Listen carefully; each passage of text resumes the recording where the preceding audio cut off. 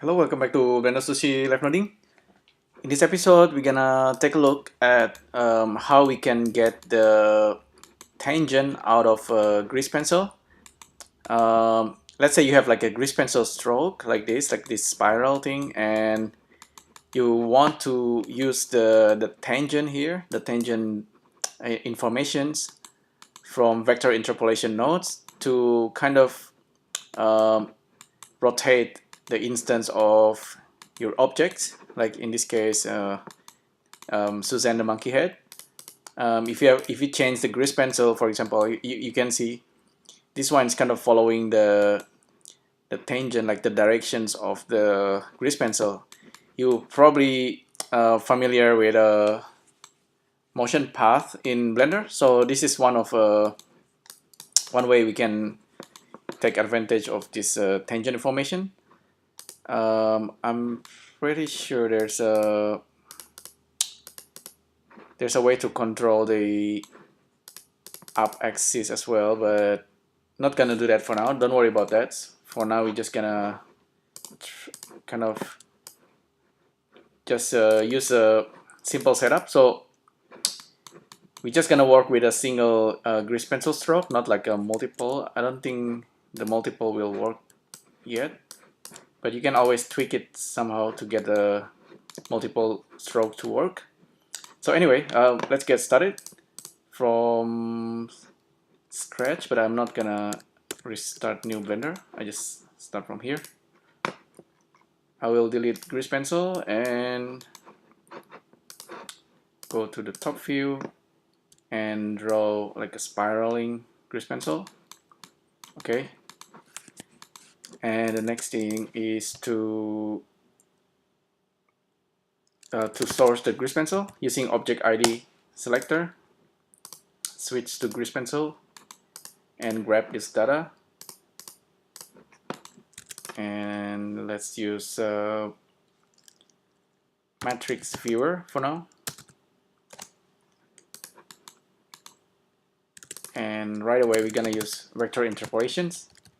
Normally we use this to do resampling, so it's kind of similar. So this object grease pencil data, you know, this is like it's gonna pass the points data. So we just plug that in, and by default, of course, that's like a lot of points, if you remember, and they're just pretty messy.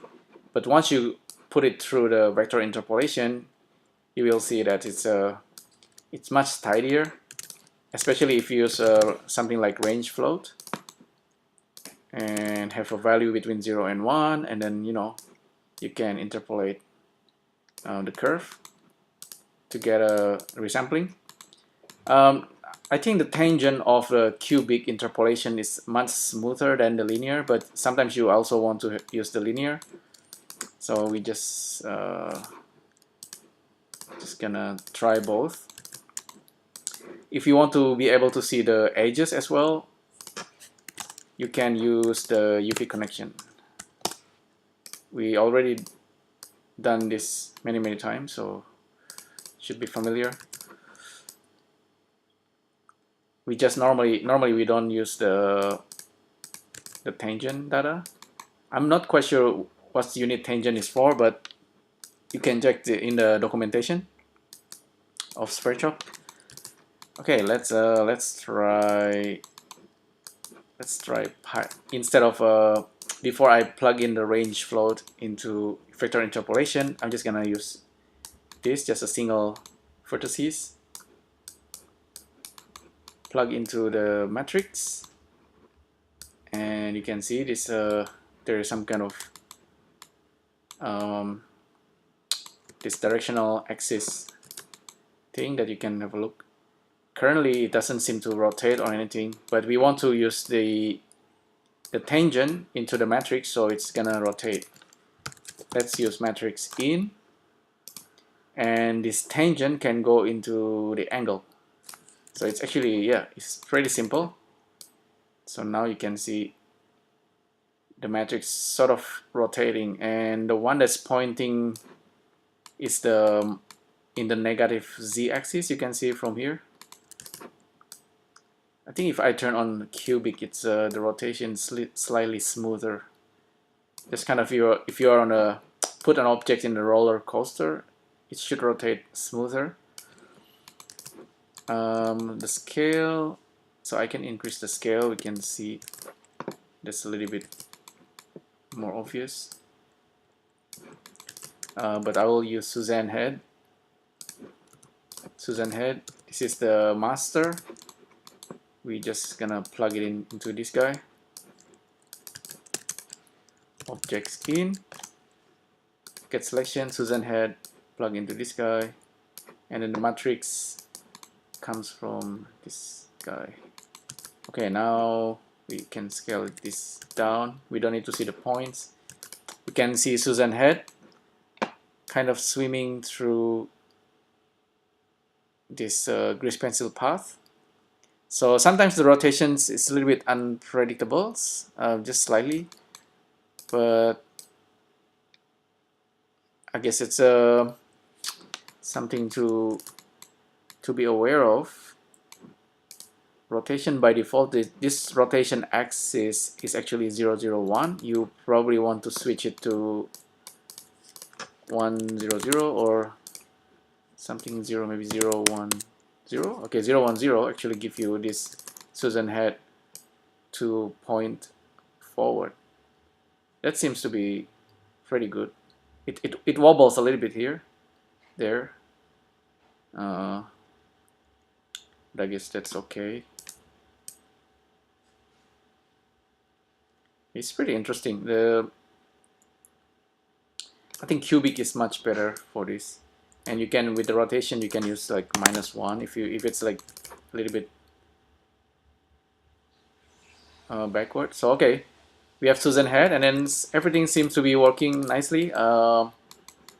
One more thing we can do is to plug the range float into this value, and then we can have multiple Suzanne head now.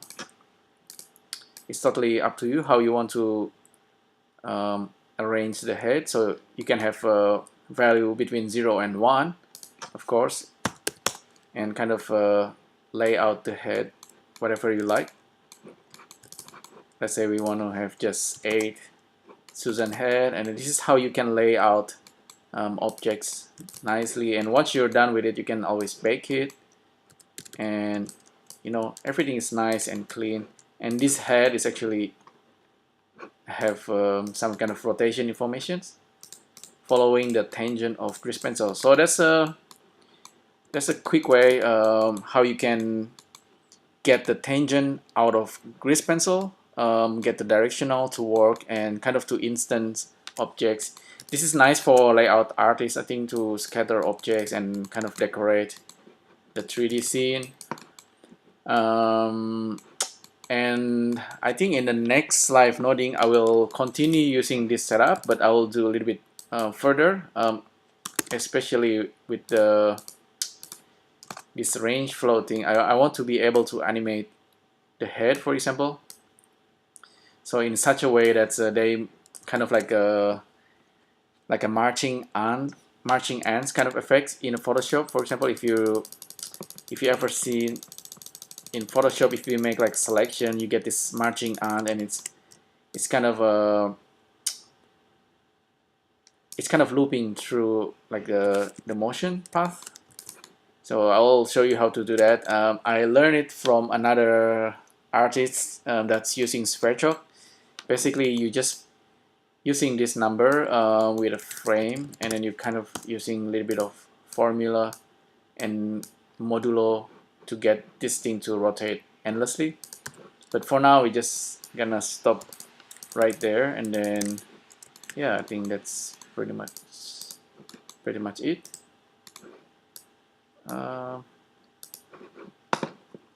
Okay, that's pretty much it. Thanks again for tuning in, and if you have any feedbacks, let me know in the comment section below. I'll see you in the next video. Thank you.